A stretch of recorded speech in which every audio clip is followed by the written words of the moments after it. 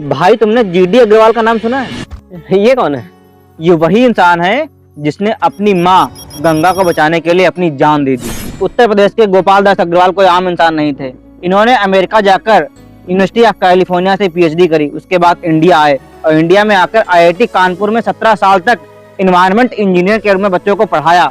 IIT Kanpur से निकलने के बाद सेंट्रल पोल्यूशन कंट्रोल बोर्ड में पहले सेक्रेटरी बने और वहां सेक्रेटरी पद पे काम करते हुए उनको रियलाइज हुआ कि गंगा लगातार पोल्यूटेड होती जा रही है और अब समय आ गया था सरकार से सवाल पूछने का। इसलिए उन्होंने अपनी नौकरी छोड़ दी और 2011 में संन्यास ले लिया। और फिर 2011 से इन्होंने गंगा की सफाई को लेकर सरकार से हजारों सवाल पूछे, जिसमें इन्होंने 2 मेन मुद्दे रखे। पहला, गंगा प्रोटेक्शन एक्ट को लाया जाए, यानी कि गंगा को एक कानूनी सुरक्षा दी जाए जैसे विदेशों में नदियों को दिया गया है। दूसरा, गंगा पर बन रहे हाइड्रो पावर प्रोजेक्ट को हटाया जाए।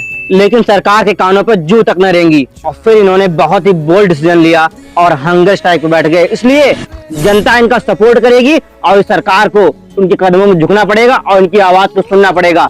लेकिन ना तो कोई मीडिया आई, ना तो गवर्नमेंट का कोई अधिकारी आया, ना गवर्नमेंट ने इनकी बात सुनी और धीरे धीरे ये महान व्यक्ति 111 दिन के हंगर स्ट्राइक के बाद वहीं गंगा नदी के तट पर शहीद हो जाता है। फिर तो भारत की जनता ने हाहाकार मचा दिया होगा, सरकार गिर गई होगी।